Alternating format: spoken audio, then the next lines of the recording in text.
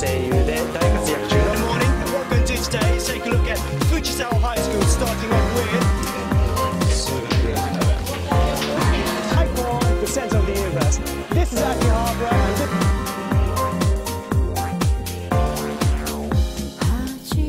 สวัสดีค่ะเมื่อเอ่ยชื่อแดนนี่ชูอาจจะไม่คุ้นหูสักเท่าไหร่นะคะแต่ว่าสำหรับคนที่ชอบอนิเมะหรือว่ามังงะของญี่ปุ่นเนี่ยก็เชื่อว่าน่าจะเคยผ่านหูชื่อนี้มาบ้างเข้าไปในเว็บไซต์ www.danichu.com จะเห็นเลยนะคะว่าเขาเป็นคนที่รวบรวมเกี่ยวกับวัฒนธรรมญี่ปุ่นเอาไว้ได้มากมายแล้วก็น่าสนใจมากทีเดียวค่ะนอกจากนี้เขายังมีรายการโทรทัศน์เป็นของตัวเองด้วยนะคะชื่อว่า Culture Japan ค่ะ You are watching Culture Japan 大丈夫ですか結構なんかこれはすごい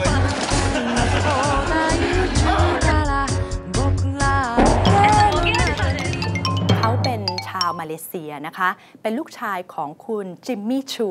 พูดชื่อนี้หลายคนโดยเฉพาะคุณผู้หญิงร้องอ๋อแน่นอนจิมมี่ชูเดียวกันกับยี่ห้อรองเท้าไฮเอ็นชื่อดังนั่นแหละค่ะแต่ว่าคุณพ่อกับคุณลูกเนี่ยเขาเลือกทางเดินไม่เหมือนกันนะคะคุณแดนนี่ชูเกิดแล้วก็โตที่อังกฤษแล้วก็มารู้จักกับการ์ตูนญี่ปุ่นก็หลงไหลมาโดยตลอดเลยนะคะจนในที่สุดเรียนภาษาญี่ปุ่นแล้วก็ตัดสินใจที่จะย้ายไปอยู่ญี่ปุ่นเลยอยู่มาจนถึงปัจจุบันก็13 ปีแล้วค่ะ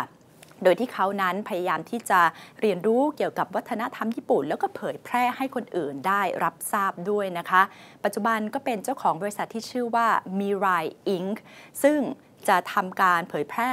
วัฒนธรรมญี่ปุ่นโดยเฉพาะอย่างยิ่งมังงะกับอนิเมะนั้นผ่านหลายช่องทางเลยนะคะแล้วก็ยังมีผลิตภัณฑ์ออกมาด้วยค่ะอย่างเช่นหุ่นหรือว่าตุ๊กตานะคะมิไรซูเอนากะซึ่งเป็นตุ๊กตาที่เป็นที่ชื่นชอบในญี่ปุ่นด้วยนอกจากนี้ค่ะทางด้านของกระทรวงเศรษฐกิจการค้าและอุตสาหกรรมของญี่ปุ่นก็ยังแต่งตั้งให้เขาเป็นที่ปรึกษาด้วยนะคะกับโครงการที่เรียกว่า Choo Japan ซึ่งพยายามที่จะผลักดันวัฒนธรรมญี่ปุ่นออกไปสู่ทั่วโลกมากยิ่งขึ้นค่ะ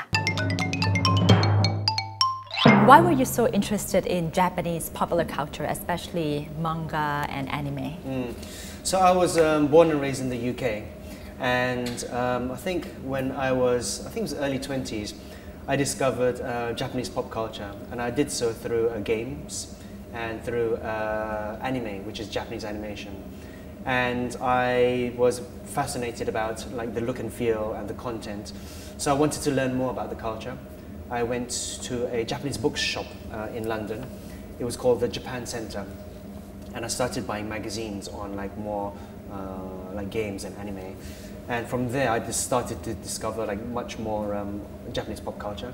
and then I started to learn the language basically. So that's where it all started. But can't you find this type of appeal through other animations of other countries?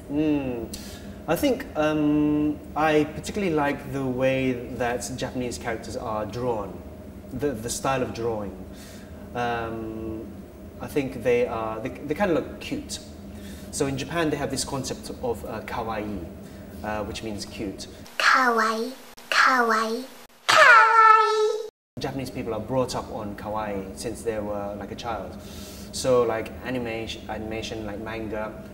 If you go to like the doctor, you can see some like anime characters. Even if you take a driver's test, you can see like anime characters like teaching you like road signs and like how to drive and things like that as well. So kawaii is a concept that's really rooted into Japanese society, and I really like the look and feel of kawaii and the look and feel of the characters as well. How big is the anime and figurine or the manga industry in Japan? I don't remember the exact figures right now, but it's a fairly substantial market. And so for example, like big companies like Bandai, they produce large figurines which like children can't afford. So they basically market them at like adults with like more disposable income basically. So this doll over here, she cost $1,500 US.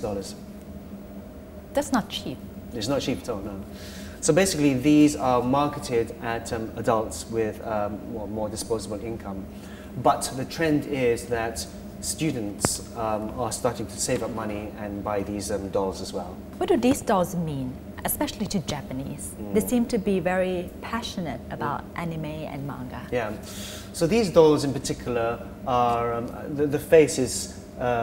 stylized as being very anime, so the eyes are like very big.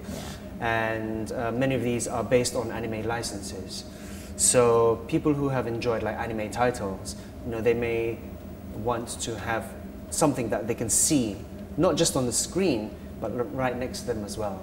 Like a 3D representation of a character that they've liked, like on the screen, that they can enjoy, like sitting next to them, basically. How widespread is the Japanese anime culture worldwide today? So I attend like anime events like around the world, and I'm involved with many of the events. So there's one event in America called Anime Expo. So I help produce that event. I do lots of the MC on stage, and I help like organize some of the guests on stage as well. So that's one, we have like hundreds of thousands of people attend that event. And I'm also involved in an event called Anime Festival Asia. So that has taken place in Singapore for 5 years, Malaysia and Indonesia as well. And we are very interested in bringing that event to Thailand, Philippines, and so on and so on. So from attending these events, I can tell you that Japanese pop culture is very popular worldwide. So there are like thousands of like fans who are like hungry for much more Japanese content. And what's the trend? The trend is growing? Definitely growing, definitely growing. I think that my observations are that the trend is growing much more in Asia. I think that Asia is more accepting to the Japanese culture, Japanese characters, and it could be because of the distance between like Japan and Asia, like logistics of like things like products coming over to Asia as well. But I do find that Asian folks are more acceptable. They accept Japanese culture much more than like Europeans or like Americans.